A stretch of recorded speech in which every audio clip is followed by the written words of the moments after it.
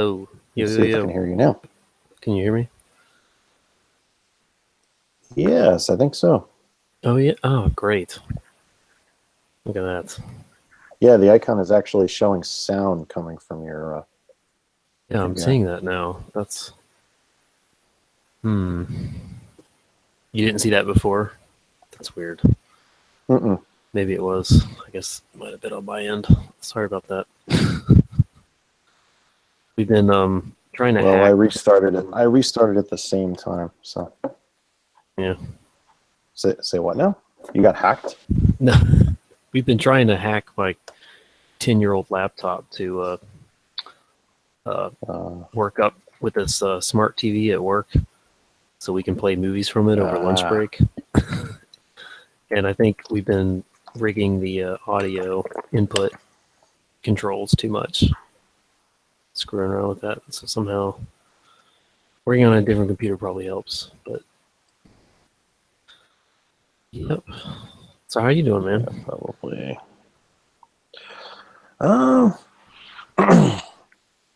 I still have a bit of a cough. I'm getting over the flu, but and the cough has hung on for like a month now. Dang, that's tough. Yeah, but other than that, just hanging in there. Yeah. Yeah, weather's been interesting, so doesn't help. It has. I would think. Yeah, the time change was an adjustment. Yeah, sure. Yeah. How was the weather weeks ago? Was it? I mean, that's kind of a while back, but do you remember? Was it like normal or rainy or? It actually got pretty warm the 1 week. Yeah. And that was when our air conditioner wasn't working. Oh. So we got that fixed. Lovely. Yeah. But then it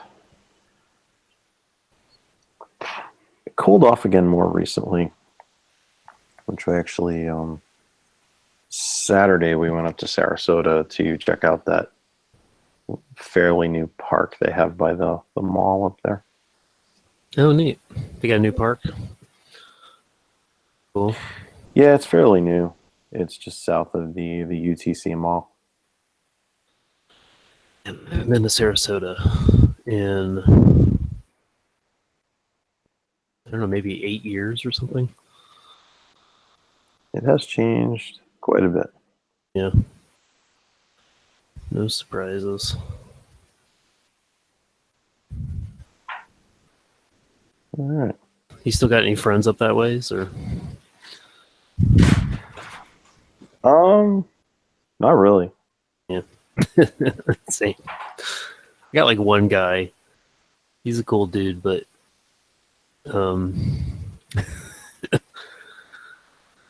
he's someone it's difficult to interact with in person. So it's kind of better. It's like he might as well live in Cincinnati for all I know. I'm not really going up and hanging out with him. Yeah. You know those friends.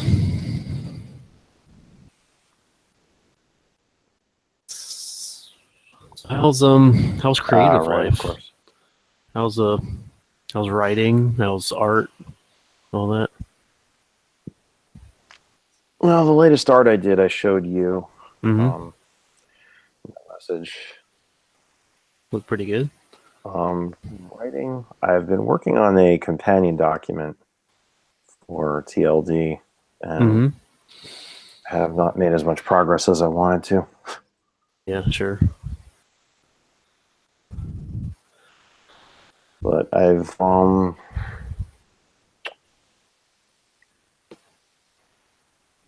I still haven't gone any further forward, but I have done more rewrites. Yeah, how do you I'm still trying to make sure that chapter 8 makes total sense before I move on. How do you balance? Is there a balance to rewrites versus kind of pushing the story forward, doing a first draft to the next chapter, that kind of thing? I don't know. It's just I don't really follow a set pattern of rules. Yeah. Sometimes the mood will take me to write a bunch of new chapters, and then I'll spend a lot of time tweaking them. But yeah, I guess it depends on what you're in the mood to be working on. Yeah. Yep. Now, I don't know why, but now YouTube is completely locked up. Oh, really? Oh, wait, that's Yeah. I paused for a second. I'm trying to send the word out. I'm putting the links out into the world. So, yeah, might be one of those quiet streams. I did tell another friend of mine that we'd be Great. talking. Awesome.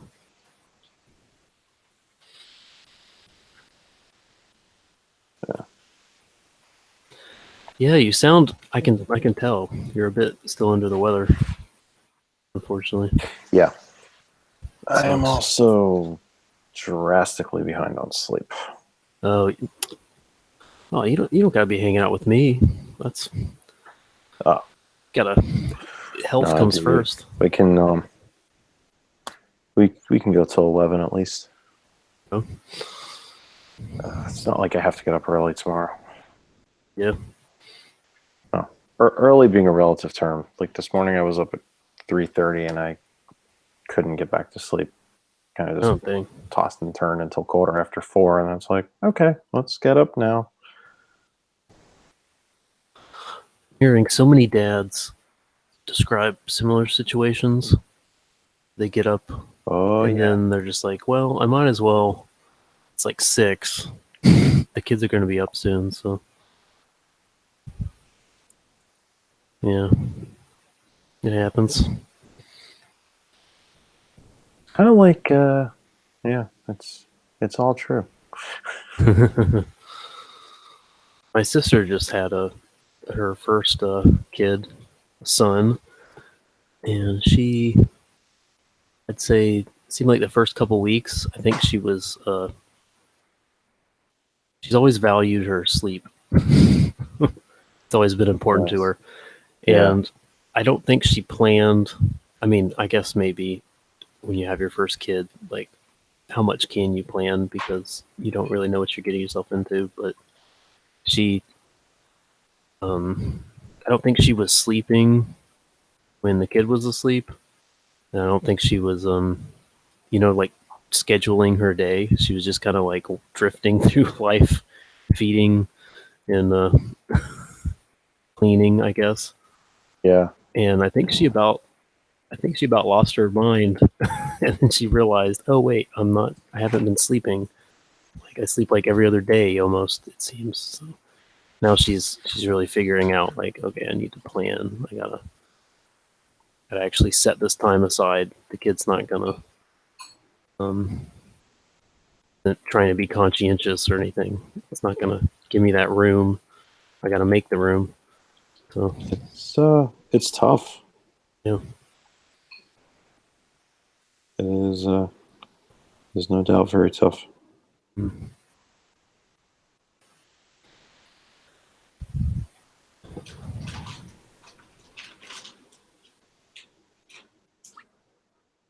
Yep.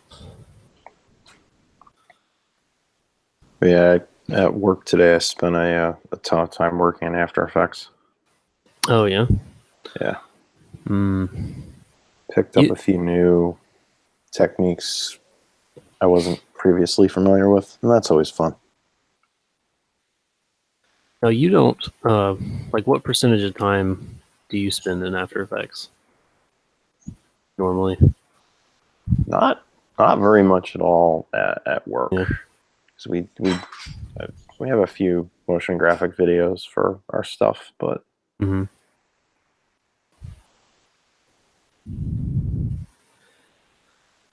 yeah, it's one of those skills. Like I feel like I learned a tiny bit at wrangling, and then I learned more going back to school, and over the past year and a half, mostly lost it again, just from disuse.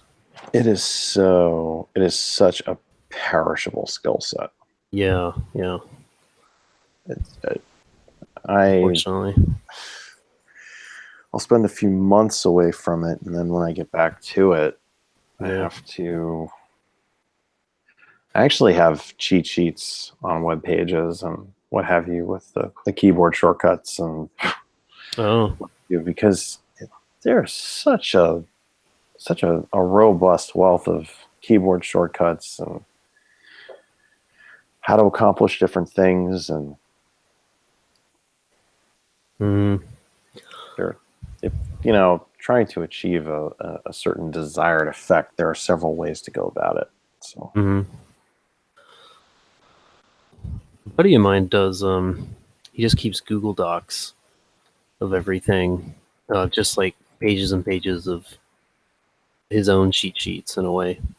It's not a bad idea. Yeah.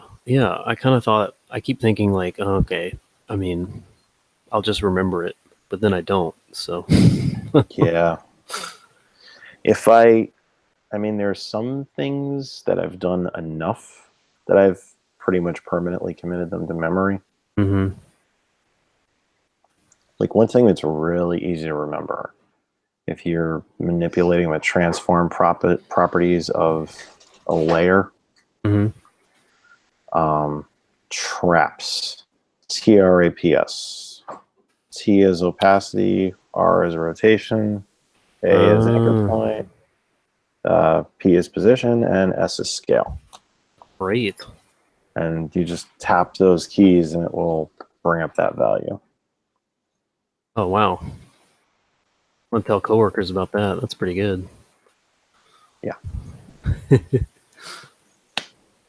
And then if you want just easy ease keyframes, you just select them and then F9 or on a Mac, function F9. Oh. I know enough about easy ease to know that I need to remember that shortcut. Yeah. F9. For my purposes, usually just standard easy ease is fine. I generally don't have to do a whole lot of playing with the spline path for easing. Yeah. It usually looks pretty good in most circumstances. Just leave it as is. Yeah. It says this is cool, but way over my head. Oh man, hey Ben. Hello. Yeah, maybe we need to.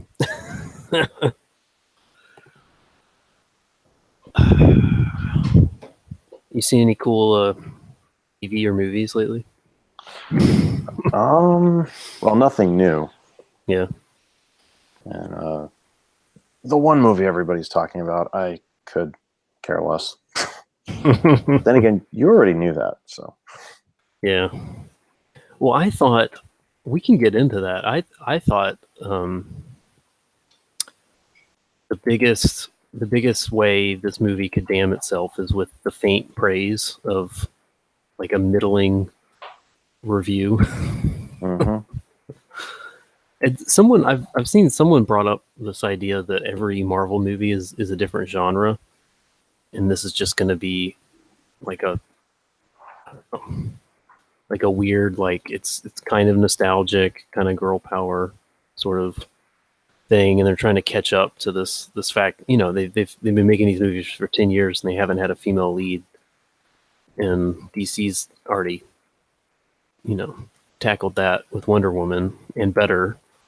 So they thought they'd catch up lost time by making a movie that I don't know, that people don't seem to really want, that aren't really excited about, unless it's making a statement, I guess. They want to be known that they're excited about it, but yeah. I feel like maybe if they had done an origin story for Black Widow, that would have gone over better. Yeah, that's what everyone's saying, and I don't think anyone's being dishonest about that. I mean, part of what made this, part of what created the controversy was what the actress herself said off screen. What a mess. You want to polarize an audience? That's one way to do it. Yeah. But, yeah. There's a ton of MCU movies that I've just never even bothered with. Yeah, for honestly, varying reasons. Usually just because I don't even care. It's like I haven't seen any of the Ant-Man movies. I haven't seen Spider-Man: Homecoming. I haven't seen Iron Man 3. I haven't seen Ragnarok. Mm-hmm. So I am by no means an MCU junkie. Yeah. I mean, I was actually behind on all of them until I saw Avengers, and then I thought, oh well, maybe this Captain America movie would be good to see. So that's pretty behind. Yeah. Yeah. I mostly, for my entertainment purposes, I like to watch angry reviews of movies that I perceive would be good for those. And like Mahler is a favorite source. Another one I've been listening to lately is Word of Wolf. And he does get quite coarse in some of the things he says. Yeah.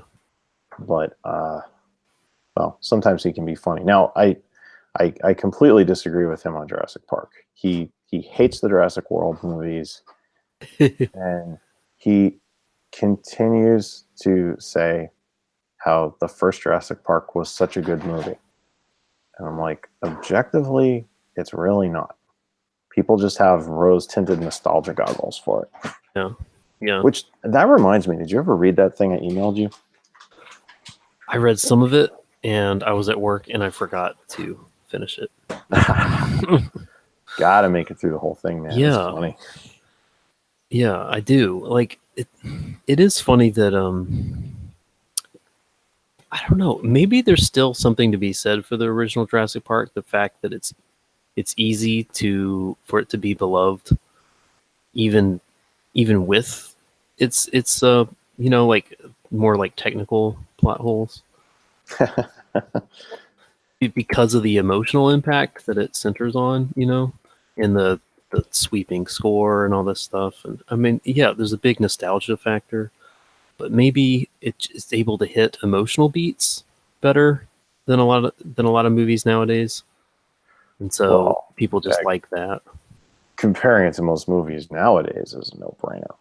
Yeah. Most movies nowadays are factory-made roller coaster rides with very little sense at all. But it's not as if you didn't have to check your brain at the door for movies 20 years ago. Yeah. Yeah. But it was still it wasn't for an international audience yet. So you could,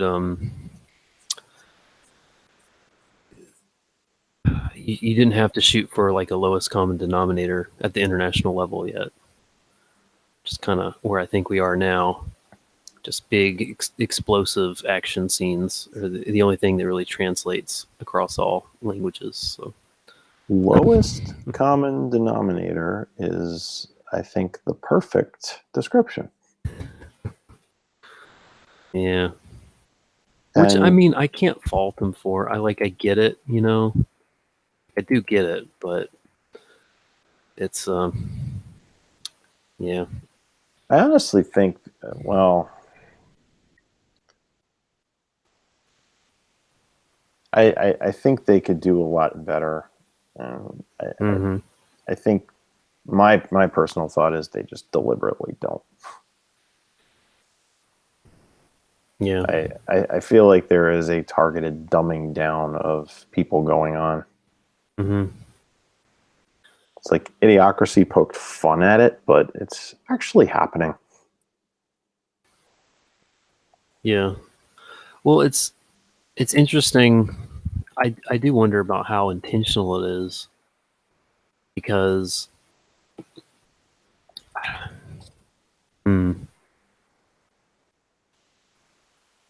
like if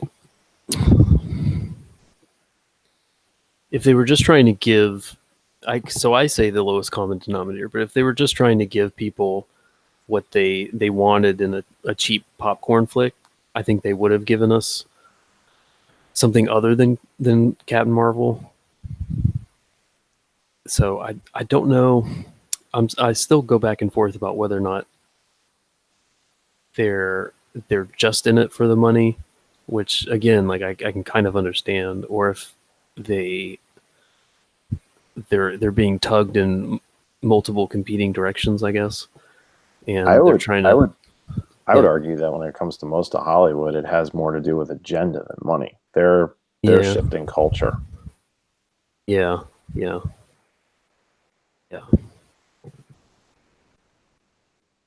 And I mean, I think it's pretty obvious when you've got a lead actress who says she's going to treat the role as an expression of her activism.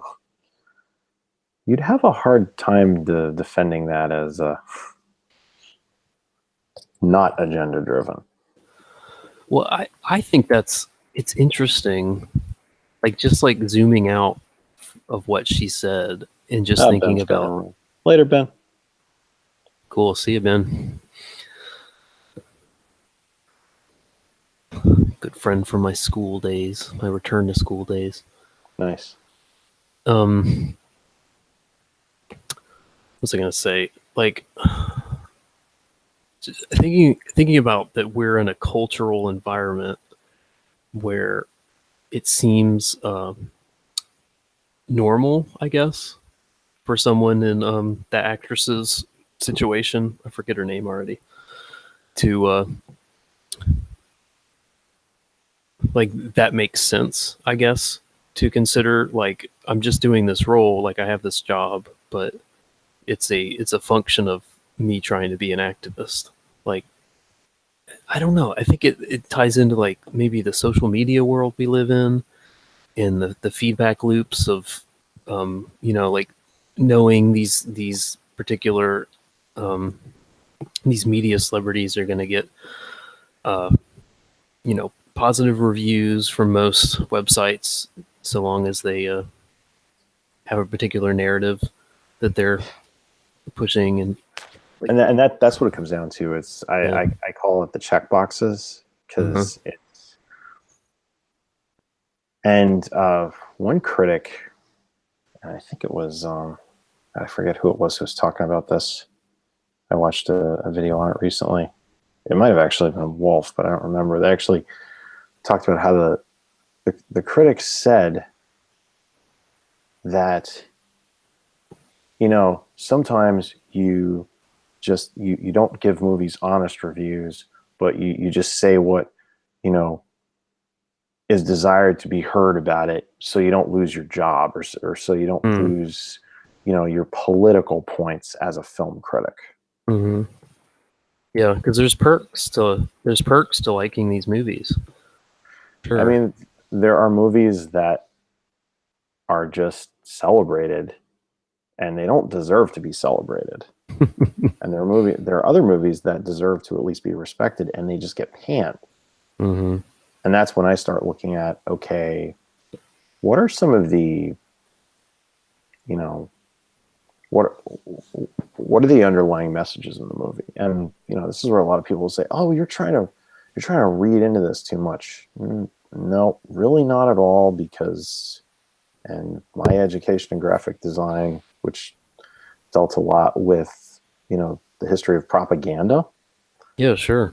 Mm-hmm. Because, graphic design played a huge role in war propaganda from World War II and throughout the Cold War. Mm-hmm. Mm-hmm. Everything designed with work put into it, there is a definite agenda. That is just fact. Yeah. And people can try to question that and defend it and deny it, but it's just not the case. Yeah. Now, as to what that agenda is, there can be some debate. Mm-hmm. But granted that the the way Hollywood and the media work, if you support the liberal worldview, so if you support things like social justice and feminism and multiculturalism and, you know, air quotes, diversity, which is just a buzzword for fewer white people. Oh man, you're jumping in. This is good. Fewer white men. Quality. Yeah. If you support that stuff, you are going to be celebrated in Hollywood and the media. And a lot of people, I feel like, whether they even strongly subscribe to that stuff or not, they'll say what they think they need to just to get their brownie points. Mm-hmm. Yeah, and it's kind of I mean, I've kind of woken up to a lot of things the past couple years. I mean, believe it or not, like I was like a back in like 2015 or 16, like I was like, okay, I'm a Black Lives Matter supporter.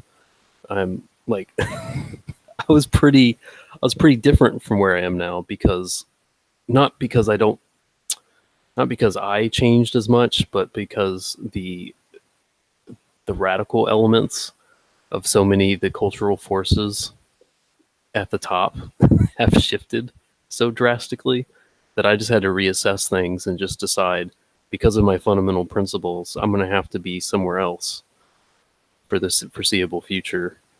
And that even at that point, even back in 2015, the assumptions that I was making about the state of our culture and where things were going, I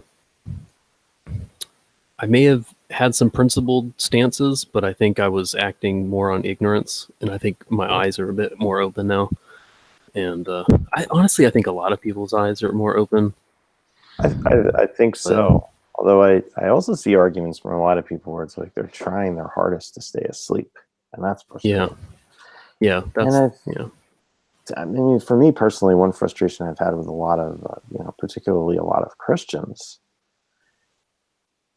it's like, even if they themselves think conservatively, which I've never understood how you can claim to believe in Jesus and the Bible and ascribe a liberal platform, how can you be Christian and pro-abortion? It just does not add up.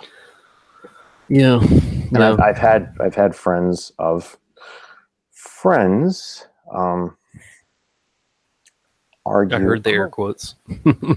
Yes, and who knows? You may have even seen some of the comments where it's like, "Oh, I believe in Jesus, but Jesus would support a woman's right to choose." I'm like,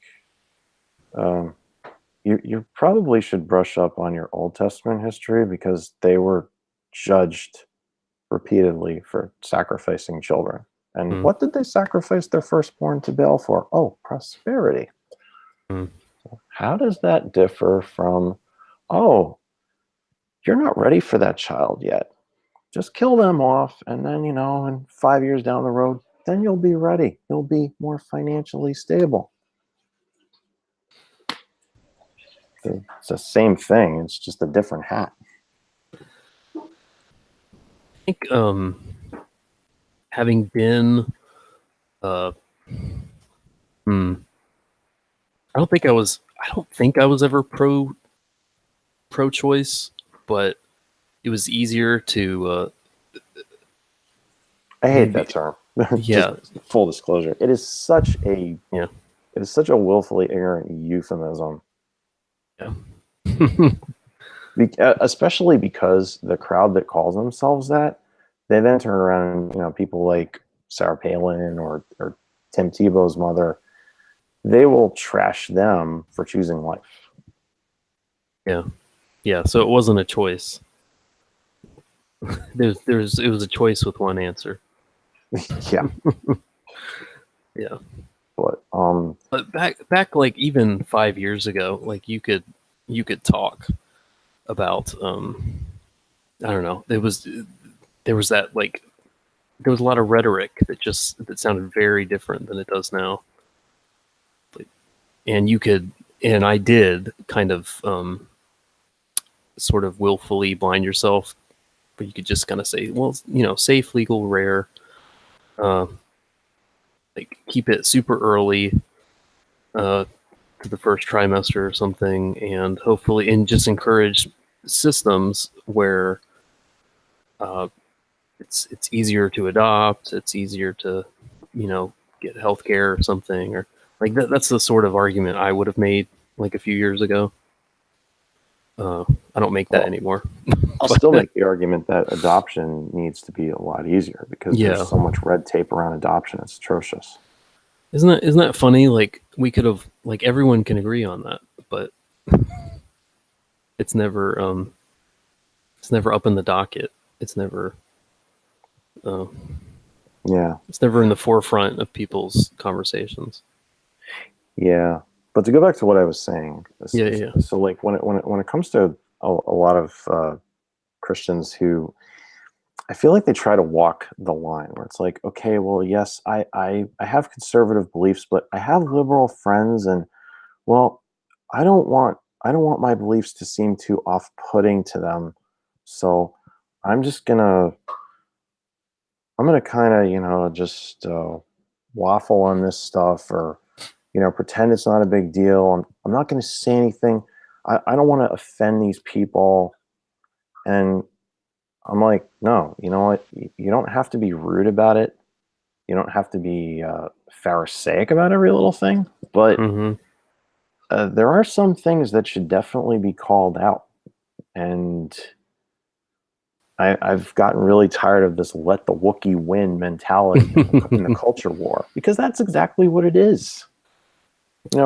Christians are the dangerous fundamentalists that need to be rounded up. And yet, Christians are so dangerous with their guns, yet nobody's worried about offending them. Yet there are other demographics we're told are peaceful and tolerant, but you can't say anything to offend them. Why? Yeah. Well, yeah, I guess that's what we were just kind of raised in this worldview, and I think everyone was, where you just need to you can have your view, but you need to keep it maybe largely private and don't bring it up at the dinner table or this or that. I must have never gotten that memo. Yeah. Well, a lot of people did. A lot of people, honestly, I think as like identities shifted to become more, there's like a separation of church and state, right? But if your identity isn't religious, but it's based more on something that can be legislatively defined, like race and gender or something, I think that tends to I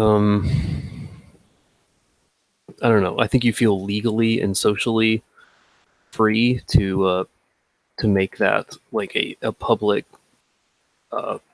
centerfold, I guess. And you can publicly and legally kind of people around based on your identity, because those things are protected classes, that sort of thing. So I think there's some of that going on, but I think to a degree I follow what you're getting at, although there's definitely an arbitrary pecking order of what identity markers qualify you as a protected class and how much of a protected class. Yeah. I mean, now me myself, I have a diversity score. I have a diversity score of negative over 9,000, so I'm screwed. Yeah. Yeah, pretty much. Yeah. I think people are calming down slightly. I think there's been so many, or they're quieting down, and after they quiet down, they're going to calm down, because there's been so many like backlashes to this over the past, 3 years or so. I think people are finding a state that it might not look like how it looked when we were growing up, but I think it's going to be a little bit more actually tolerant. It's not going to just pay lip service to what these people over here need to mostly keep things to yourself, but these other people can push you around. Like I don't know if that's going to be. I don't know. Maybe I'm ever the optimist, but I don't know if that's still going to be around in a couple of years so much. Oh, I firmly believe until the end of things, it's not only going to continue, it's going to get worse. And yeah, dang it. yeah, I mean, pretty soon it's going to be, I mean, it's all written down. Yeah. You know what's coming as well as I do. Yeah. Certain specifics are up in the air, but it's, That's fair. and it certainly would not be the first time that people were persecuted for believing what they believe. I mean, that's happening now in a lot of other parts of the world. I mean, we're relatively shielded from that here. I've been following this one, and not just in terms of religion, but just a worldview, even if you are completely secular, which a lot of people are, or agnostic, whatever. You're not necessarily out there saying, well, there is no God, but you're just like, dude, I don't know and I don't care. Yeah, that was most people, I think. There's a lot of people out there like that. And yeah. And the thing is, even if you're completely secular, if you had to have a worldview that opposes the inevitable agenda of the global New World Order, because that's another mistake a lot of Americans make. They think this country's political system exists in a vacuum. Mm-hmm. It does not. It's part of a greater scheme that spans the globe. Which, by the way, you are going to read about a lot of aspects of that in both the facade and the portent. Yeah, I'm picking up on bits. It's I'm at the point where he's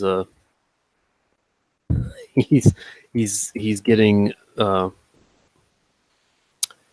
he's drawn me in with like a dozen or so chapters of narrative, and then he gets to like prop his main character up in front of a bunch of people and and then like give the substance of his dissertation kind of thing. Heiser's own, he gets to like puppet the main character to kind of give the whole Watcher thing, and I'm enjoying that. Oh yeah, and it's going to get very interesting. Yeah, especially with some of the character relationships. Yeah. Well, okay, I was over dinner. I was reading the like waking up in bed with and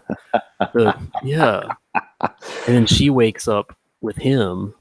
Mm-hmm. That was so bizarre. Like I'm starting to like I was just concerned about her, about like, okay, how's he gonna play her up? But then that happens, and now I have no idea what to expect. I'm worried this is slowly going to turn into like this some sort of bizarro, or like reality starts breaking down for these people. Like maybe they're actually test subjects in some larger thing. So I'm expecting surprises. So I will tell you that is not the case, but there is an explanation for what they both experienced. Oh man. And it will come out much later. Okay. But yeah, he has only just begun to get into Melissa as a character. Oh great. Yeah. Yeah. He's a good storyteller. It's funny, like there's a few characters, like I think he's better at channeling some characters more than others. Like like the black guy that Malcolm enjoys the ladies, and I don't think it's naturally within like Heiser's like toolbox to like know how to talk and act like a guy who's been around the block and like, you know what I mean? I would So, assume when he said he was doing research for the book, it included talking to friends and yeah, associates that were. yeah. Like, how do you talk to women? And yeah, but I think it's almost endearing. Like, I've enjoyed his podcast for a couple years now, and read his other stuff. So Now, see, with regard to Malcolm, from the moment his character was described, I don't know why, but I pictured this really tall Orlando Jones, like from the movie Double Take, but with like really huge glasses and the Double lab coat, Take, looking all nerdy. Yeah, because he was like a professor or something in Double Take, wasn't he? Yeah, I think he was, and Eddie Griffin was he was the streetwise character, and then they had to trade places for whatever reason. Yeah. Yeah, whatever happened to Orlando Jones? I don't know, man. You know who I was picturing? Orlando Jones is better. I might even go with that, but it's just because we've been watching John Wick in anticipation of getting to we're gonna maybe go out and see the third one. So we've been watching it at work, basically, coworkers. And we got through 1 and 2. And the concierge guy who was in like I don't know, he's in a couple of TV shows. This is like the only movie I've ever seen him in. He doesn't even fit, but he's just like cool looking dude. So I've just been picturing him. He's usually like the stoic, like he's got like maybe an Afro-Caribbean kind of accent or something. He just seems cool. But I think the funniest Thanos meme that I saw was it's either like Thor or Iron Man or wherever. It's like, to get the last Infinity Stone, you have to kill this dog. And Thanos is like, yeah, no problem. And then the next frame, you see John Wick. He's like, where's my dog? Oh, that's great. Thanos is like, oh. That's beautiful. Yeah. Yeah, that comes out in a month, doesn't it? I wonder if anybody's done a John Wick versus Chuck Norris meme. Oh, man. Yeah. I mean, I'd still put my money on Chuck, but that's tough. I mean, he's the OG, so exactly.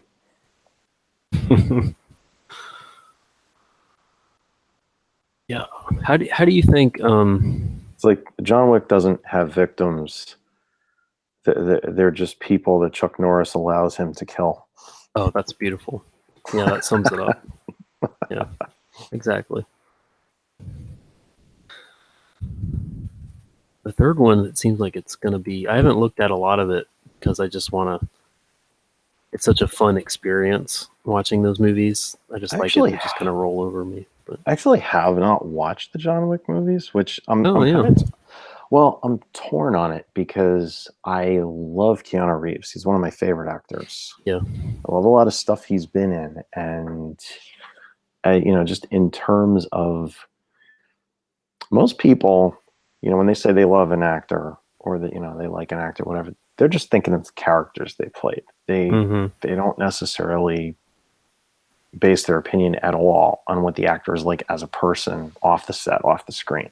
From what I know of the way Keanu Reeves lives off the set, he's very humble and down to earth and just an average guy. And I respect that.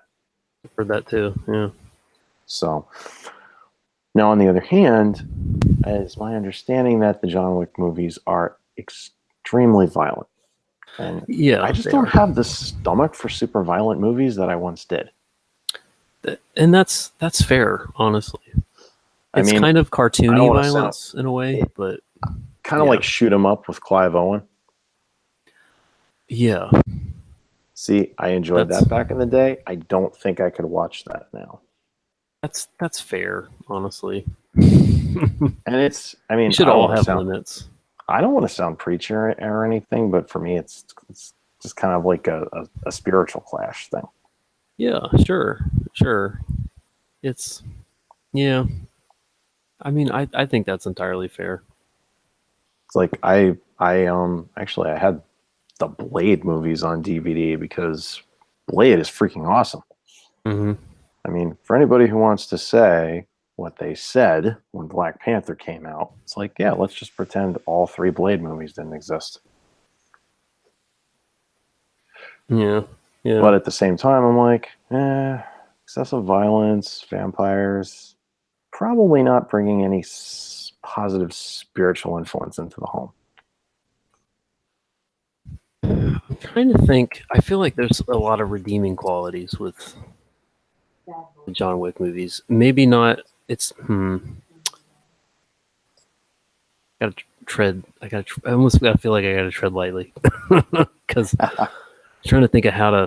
I don't want to oversell it. Oh, hey, man, it's cool. There is like they build up in the first one. This isn't like Uh-huh. a real spoiler or anything, but they really build up this idea that like the guy got out Yeah. because he fell in love and he got married and he got out and he shouldn't have been allowed to get out. He was so good, like maybe he found some ways to just for the system to give him a pass, I guess, Mm-hmm. and just kind of bury it all, even though you're technically you shouldn't be allowed to do that. And so he did that, and Yeah, that's not the kind of life you can just walk away from. yeah, exactly. So it, of course, you know how these stories go. It, every time I try to get out, they drag me back in. Kind of like the Bourne Supremacy.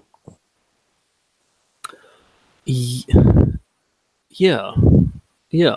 I think yeah, but it's still more comic booky, I guess, version. But Mm. um, I want to say like so that's like the central issue with and of course like his dog dies in the first one, and Don't they kill make the it dog. all. It seems like it's all about the dog, but if you, when you watch the movie, it's like okay, it's really because his wife who was dying of cancer, I think, uh, set up a dog to show up on his port, like at his house, from the kennel, uh, right as she died, I guess, or right after she died. So it was like a gift so that he wouldn't be lonely. So it's really about her, and so it's a touching story in that respect. In the second one, I think it's just like people keep trying to pull him back in that thing again. It's not as clear. Like there's no dog that dies or anything like that. Yeah. But it's mostly like someone blows up his house and he has to stop him from trying to kill him. So it's yeah, probably not the best thing for you. You don't have to go see it. I mean, I can I may. understand. I can understand. I may give it a shot at one point. In turn, if you have not seen it, I will recommend to you my favorite Keanu Reeves movie of all time, Mm-hmm. 47 Ronin. Oh, really? That's funny. Yes. I think I tried to watch that on a plane and I just got distracted and I didn't give it more than a few minutes. The opening was cool. I remember the opening fight stuff was cool, and then I was like, I got all these other movies I can watch. See, here's the thing about 47 Ronin. It was Yeah, very poorly marketed. yeah, They marketed it. They cherry picked some of the darkest and most delicious action sequences from the movie and made it look like it was going to be another Mortal Kombat type film. yeah. That's about right. Yep. And it is not. It is Yeah. actually, I would compare it more to Shogun with Richard Chamberlain, albeit not Okay. 10 hours long. Mm-hmm. But it is about, the way of the samurai and, the code that they live by, and how they're restricted. And, specifically what it deals with is what is a samurai without a master? Mm-hmm. Yeah, because all your honor is wrapped up in serving that master. Because the word samurai, most people would assume it means warrior. It actually means to serve. Because to be samurai was to serve a lord. Without a lord to serve, you weren't samurai, you were a ronin.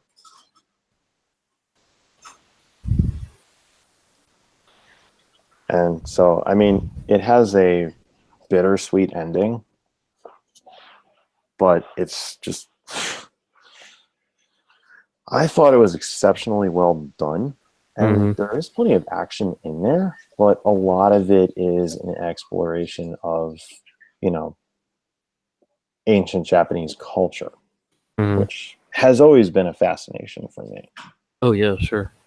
So it's definitely not for everybody. You know, people looking for a Japanese themed popcorn stuffing roller coaster will be disappointed.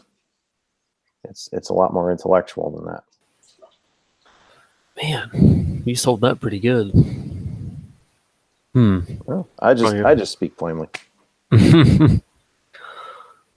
Probably have to check it out online or something. Then again, I'm used to recommending movies that people have either ignored or were told to just hate. It's like yeah, there's some very cringe-worthy acting at points in it, but I still assert that Jupiter Ascending is as good of a sci-fi movie as Guardians of the Galaxy. See, I never even tried Jupiter Ascending, and I think I did what you don't want to hear me say. I think I just heard the bad reviews, and I was like, whatever. And see, that's what most people do. Whereas with me, I'm kind of like Manfred from the first Ice Age, when everybody's evacuating and he's walking the other direction. He's like, you guys can all just screw off. Yeah. If I see the masses running to one end of the boat, I'm like, oh, what's on this side? Yeah. It's like, no, don't go that way. Admirable. Why shouldn't I go that way? Well, because we were told not to go that way. Oh, groupthink. Awesome. Yeah, I'm going to go that way. Yeah. The true rebel. Yeah. I'm trying to think of what are some movies that I like, but it's not popular to like them. I don't even know how many movies I watch nowadays. Now I will tell you a movie that we started watching over the weekend and we didn't finish, and it's not new. It's not by any means of measure. It's a classic, and it's an amazing classic because it does not have a fourth wall. It makes fun of itself. It makes fun of the characters. It's almost like one of Mel Brooks' classic satires. Oh wow. No kidding. And it is The Cannonball Run with Burt Reynolds and Dom DeLuise. Oh man, because that's funny. I actually looked that up a few days ago. I was trying to get a sense. Some people were making fun of it, and I was trying to figure out like what on earth is this movie? It is so freaking hilarious. Because well, Tom DeLuise. Burt Reynolds, in a way, is just kind of like a living mockery of his character in Smokey and the Bandit. You've got a lot of Smokey and the Bandit references. Wow. You have Dean Martin and Sammy Davis Jr. Posing as, I think, Catholic priests. Oh gosh. To and they're driving a red Ferrari. And of course, the entire time Dean Martin is yelling at Sammy Davis Jr. that they should have been Methodists because he wants to hit on chicks and he can't. And that's doubly hilarious because he looks like they had to dig him up for the movie and he's hitting on these 20-something chicks. Well, again, like making fun of its own premise. Yeah, and then you've got Roger Moore, like James Bond, Roger Moore. Yeah. But he's this is so goofy. It's like the character he plays is like some other dude whatever, but he calls himself Roger Moore, and he drives around acting like James Bond. Oh my gosh. That's fun. There's this whole scene with his mother, who is very, very Jewish, and she's like, "Is this I hear you walking around pretending to be some goy actor named Roger Moore?" Oh, that's incredible. Yeah, and then he pulls a PPK on her. He's like, "You know too much," and he convinces her that he's about to kill her, and then he pulls the trigger, and this bang flag comes out. You serious? Yes. Oh wow. And then every time you see him in the race, of course, because he's driving this ostentatious silver Aston Martin, every time you see him, he's got a different chick in the passenger seat. Wait, is this like what was that great race movie from like the late 90s? Like what's the premise? It is a cross-country, and it's based on an actual race that they used to have from New York to, I think, California. Mm-hmm. And it's a cross-country race. And then the way it works is it's not a real-time race. It is a time trial race. When you leave the starting line, you punch a clock. When you cross the finish line, you punch a clock. The fastest time wins. So it's interesting because not everybody leaves at the same time, obviously, because they all depart in a very orderly fashion.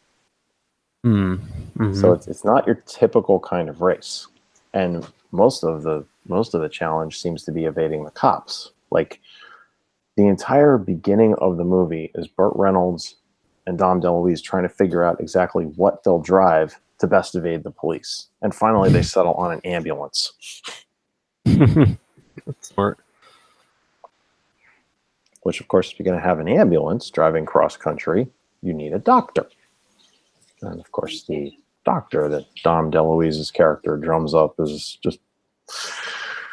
Oh, that's funny stuff. And then, of course, he's the doctor. That's great. And then, of course, you've got Jackie Chan. What? Yes, a young Jackie Chan playing a Japanese guy. We all know Jackie Chan's Chinese, but he's playing a Japanese guy. Yeah. Oh my gosh. He's like the best race car driver in Japan, and he teams up with the best computer scientist in Japan, and they have this super computerized kit from Knight Rider type Subaru that's all souped up. Oh my gosh, this is gonna kill me. I think they did a remake of this movie, and the only movie I knew was the remake version. Unfortunately, I think it's gonna end up being that way with a lot of people. It's like I said, there were, and I'm sure there are more people like this. There's some of the younger aides at the school where my wife used to work. They're talking about this one back when The Force Awakens came out, and they're like, "Well, I've never seen the original movies." So I was like, "Wait, you never saw the original Star Wars trilogy?" "Oh, I'm not gonna watch that now. That's like so blurry." I'm like, "What are you talking about?" Yeah, you can get it on Blu-ray, for crying out loud. And I feel like that's another, to kind of circle back to storytelling and the entertainment industry and all that. I feel like with successive generations, we have come into this new entitlement where the younger generation, they need stuff remade that's relatable to them, because heaven forbid they learn anything about the culture their parents grew up in. Yeah. When in their public school education, they're trained to hate everything about it and look at it as archaic and outdated and stupid. Well, it's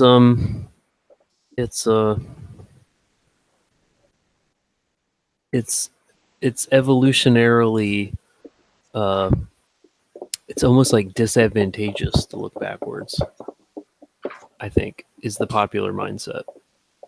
You know what I mean? Like, you're more evolved because you were born 20 years after that or something. So looking backwards keeps you back.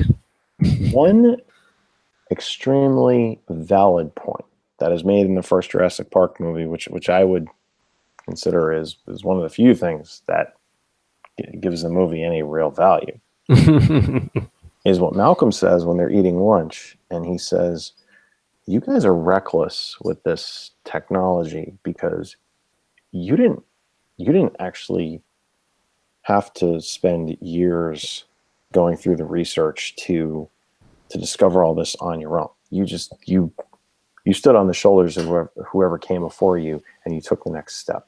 Mm-hmm. And you've got a lot of young people today who say, "Oh, we're the most educated generation in the world." Right. We're the most educated generation in the history of the world. That's why we need signs outside of Walmart that say, "Put something important next to your baby, like your phone, so you don't forget your baby in the car." Oh my gosh. I mean, I think Ravi Zacharias said it best when he read the quote that says, "We have educated ourselves into imbecility." Mm. Yeah. Yeah. Well said. Yeah. Yeah, So, it really is sad. So there is this there, what you said. There is definitely this attitude that, oh, the old. No, we don't want to live in the past. We don't want to look at that. It's all new stuff. There's no value in the old, and it's iconoclasm, and that paves the way for things like revisionist history, and why bother paying attention to what actually happened, what actually came before. And that's the best way to control a population, because if they don't examine the past, if they don't understand the past, they will repeat the worst mistakes from it without fail. Or they'll just believe what you tell them about it and make the mistake you want them to make. And, exactly. Yeah. They'll hit all the traffic cones that you want them to hit, and they'll avoid the ones you want them to avoid. Unfortunately. I mean, we keep coming back to this in our discussions, but there's our little debate about whether the new Star Wars movies are about just completely destroy the past, leave it behind. And I guess the pivotal thing there is what Kylo Ren says in Last Jedi, but in my opinion, he's not the only one who says something like that. Yoda seemed to of a similar mindset when he destroyed the Force tree or whatever it was. Yeah. And Luke's like, "No, the sacred text," and Yoda's like, "They were boring anyway. Whatever." It's not important because Rey has all the knowledge, even though she didn't actually read them. I'm like, okay, that doesn't even make sense, but it kind of does drive the point home. But for me, I didn't even need to get to that point in the movies before I felt like they were very deliberately trying to just kind of shove everything from everything beloved about the original trilogy is just kind of being shoved out of the way. And I felt that when I watched Force Awakens, before Luke himself had even been introduced. It was heartbreaking to see, Han and Leia, they seem like the happy couple at the end of Return of the Jedi. And it's like, assuming you haven't experienced anything Star Wars past Return of the Jedi, and you're, it's like, okay, it's 30 years in the future. They're divorced. Their son is trying to be the next Darth Vader, and Han is a pathetic old man who sounds less like the smarmy anti-hero we grew to love back in '77 and more like Professor Hubert Farnsworth from Futurama. And he doesn't know how his own freaking ship works anymore. What the heck? Yeah. Well, it's because, they shifted him. They were like, okay, we have to bring back the classic characters, but they can't play the same roles anymore. So Han Solo can't be Han Solo; he has to be Obi-Wan. And Yeah, let's just except do when that Luke and pretend like that's a good idea. well, I could have lived with that if they Yeah. actually made Han Solo kind of like a mentor. I mean, Yeah. it would have made more sense if Rey was trying to figure out how to do something on the Falcon and Han says, "Oh, you got to press this." You Yeah, know, that's all it because would have he was taken. the one Yeah, to do you're that right. shit. And on the other hand, she doesn't. It's like she walks inside the ship and suddenly she's an expert on it, and Han's like, "Oh, I didn't know you could do that." At that point, I was ready to get up and walk out of the theater, but I didn't pay for the tickets, so. Yeah, I think that's inexcusable. Honestly, I'm like, I you can't have believe they made did that. Han Solo an idiot. And it's like, and then he takes a shot with Chewie's bowcaster, and it's like, hey, this is kind of cool. I'm like, oh, dude, please. You mean you guys have been best buds for like 40 years now? You're gonna tell me you've never shot his weapon before? Come on. Well, that's part of the trying to have their cake and eat it too thing. I think where they're like, we got to pretend like nothing has happened, and we're giving you exactly what you saw. Like we pressed pause in 1983. So some of these characters, they're kind of stunted developmentally, Yeah. but then at the same time, we've shifted all their roles, and we have these new characters, and it's not just Rey. It's like I mean, there's a lot of problems with Rey, but it's And not just Finn her. and Poe and Yeah, and they all just have to be these awkward stand-ins to walk us through to play like Where's Waldo with the classic characters who they've kind of nerfed in order to make room for these, for the new characters that they're not spending time developing because they're not trying to tell a story with them. So they lost in both directions. Yeah, I mean, I'd say they alienated a huge segment of the audience when, they did what they did to the classic characters. It's like, you could have given them an amazing send-off. Yeah. And instead what we got almost felt like, it reminded me of that Parks and Rec episode where they go back to Ben Wyatt's hometown. And it's like, oh yeah, they're going to give him the key to the city. And it's basically it's a huge setup to mock him for Ice Town. Oh no. It's like, because the box was full of water because the key to the city was made of ice. Oh, that's terrible. Yeah. And it's like, you brought the classic characters back as mockeries of themselves. It would have been better to not bring them back at all. Well, okay, let me ask you a question, and then for your health's sake, we can look towards wrapping it up. Yeah. Okay, let's pretend like the prequels came first.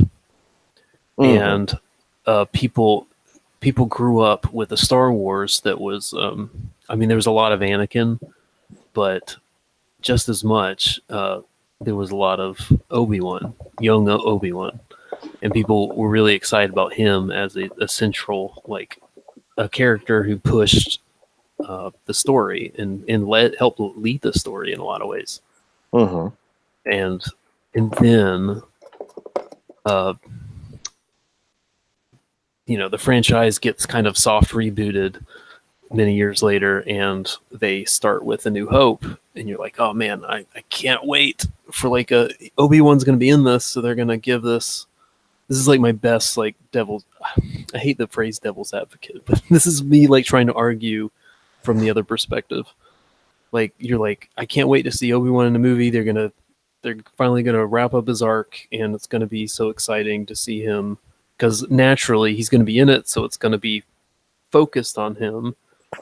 And then then you get the Obi-Wan that you get in A New Hope. Do you think that you'd have a similar kind of revulsion in a way, you know? I don't think so. Yeah. Because Okay. no, well, I'll qualify this. Yeah. Now, if Luke had expert, like Yoda level saber technique from the first time he turned the lightsaber on, That's a good point. Yeah. he It's not used the the same Jedi mind trick scenario. on the stormtroopers. And Uh-huh. Mos Eisley and Obi-Wan's like, how'd you know how to do that? And Luke's like, oh, I don't know, I just did. Yeah. That would be more like what we got, you know. Yeah, that's a good point. Luke was pathetic. Everybody who whined about Annie being pathetic and whiny, and it's like, yeah, he was, but you know, like father, like son. Yeah. It's like Luke is a whiny baby in A New Hope. Yeah. And Obi-Wan, now the one disappointment, if you showed children the prequels first, I mean, granted, that would completely destroy the reveal in Empire Strikes Back, so I wouldn't do that. But if you saw the way Ewan McGregor Obi-Wan fought, and then you get to the end of New Hope, and Obi-Wan and Vader are basically two old guys swinging their walking canes at each other in the assisted living facility. Yeah, that's kind of yeah. But at the same time, that was a technological limitation, and a lot of people will insist that that fight had more heart to it than the 5.5 hour long glow stick battle on Mustafar. Except, I'm not ashamed to say this, I like the glow stick lightsaber battles from the prequels. I enjoy that. Maybe it's because of ADHD, but you know, there you have it. No, they're good. I think they're both good. I mean, it's like I like the prequels and the originals for different reasons, and I mean, I may have been more willing to accept the prequels because they came from Lucas, and it didn't feel like he was trying to. Now, he took a huge dump on a lot of established fiction that had painted a prequel image of Star Wars, and that's worth noting, but. It never felt like he was trying to uproot anything that had been established by the original trilogy. And I mean, at first, when it, kind of like in reverse, because old Obi-Wan came first, he never, the thing about old Obi-Wan in A New Hope, he never came across as this bumbling, doddering fool. That's like, oh, does somebody need to get you a new box of Depends? He was like, he might have been bitter and maybe in past his prime, maybe. Yeah, but he was still like Gandalf in space, Yeah, no, that's true. He was the old, tempered, cool as a cucumber wizard. I mean, he kept his head on his shoulders no matter what was going on. Yeah. And then even after dying, he stayed with Luke after the fact and, continued to guide him. Because he needed that, His training wasn't complete. Yeah, exactly. So then when they bring up, and I still remember this, like when, all the talk for Phantom Menace was going up, before it was even called Phantom Menace, it was just episode 1. And I remember seeing the actor selection. It's like, oh, Ewan McGregor is going to be young Obi-Wan. So I'm like, okay, we're really going back in time here. Obi-Wan's a young guy. And in the beginning, I mean, if you go straight from, A New Hope or Empire or even Jedi, because actually Obi-Wan has more screen time in Jedi than in Empire. He talks with Luke quite a bit on Dagobah after Yoda dies. Which begs the question, if Yoda became a Force ghost immediately, why didn't he just reappear as a Force ghost alongside Obi-Wan right then and there? Yeah. See, no movie is without sin. So anyway, but there was a bit of a disconnect between the wise old Obi-Wan and this spiky-headed young punk who's completely irreverent. And what you then saw, I mean, you saw more of it with his character in Attack of the Clones. And everybody else is busy complaining about how cringeworthy Anakin was. And I'm like, Well, having seen Hayden Christensen's acting in other movies, I'm willing to bet it had more to do with the script than less to do with him. Mm-hmm. Because while Lucas was a great creative mind, the guy couldn't write dialogue to save his life. Yeah, yeah. And all fans, I think, tend to begrudgingly, they admit that, thankfully. I mean, it's like Tolkien. I love Tolkien's world building, but good luck figuring out where you are when he starts describing locations. You need a map. Yeah, yeah. Well, apparently my writing can be just as confusing in that regard, but Some people are good at keeping track with a lot of proper nouns, and some people are less good at that. well, the companion document should help you with that. Yeah. Yeah. But then you get to Revenge of the Sith, and for everything wrong with that movie, and there is a lot. What I really liked about it was the fact that you could really see Ewan McGregor channeling the older Obi-Wan. Yeah, yeah. So it never at any point did the younger Obi-Wan feel like a smear against the older Obi-Wan. It was like a tribute. It was like we're watching this young, inexperienced, hot-headed punk grow into the old wise wizard. Mm-hmm. Well, I like the someone had the insight to point out that the nice thing about when Star Wars was headed by its creator was that we got Star Wars from different life stages of that creator, and you get like the